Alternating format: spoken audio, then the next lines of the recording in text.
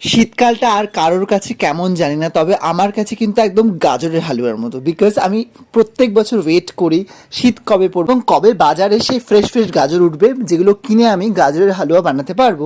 So আজকে তোমাদের দেখাবো গাজরের হালুয়া আমি কি করে বানাই। একদম দোকানে যে কিনতে পাওয়া যায় হালদিরামে বা অন্য কোনো দোকানে, তার থেকে আমি বলবো অনেক অনেক অনেক, কারণ আমি যতজনকে খাইয়েছি তারা কিন্তু খুব খুব ভালো একটা রিভিউ দিয়েছে। তো সব থেকে বড় ব্যাপার, আমি এটা কিন্তু অনেক সহজ পদ্ধতিতে করছি। তোমরা কিন্তু এই পদ্ধতিটা ফলো করলে আর ঝামেলা ঝক্কি পোহাতে হবে না। মানে ওই আর কি ঘষে নিয়ে সেটাকে করা, তার থেকে বেটার সেগুলো সুন্দর করে ছাড়িয়ে ধুয়ে কেটে মুছে নিয়ে তারপরে একটু সামান্য জল দিয়ে প্রেশারে জাস্ট 2-3টে সিটি দিলে মোটামুটি সেদ্ধ হয়ে যাবে। তারপর এদিকে আমি কিছু ড্রাই ফ্রুট যেমন কাজু কিশমিশ আলাদা করে ভিজিয়ে রেখেছিলাম এবং কড়াতে, আচ্ছা এখানে কিন্তু ঘিটা বেশ লাগে। 1.5 কেজি গাজরে আমি কিন্তু 150 গ্রামের মতো ঘি ইউজ করেছি। খুব ভালো করে সময় নিয়ে ভাজতে হবে, ওটা ভাজা হতে থাক। ততক্ষণ আমি এদিকে খোয়া ক্ষীরটাকে ভালো করে গ্রেট করে নিলাম, আলাদা করে রাখলাম।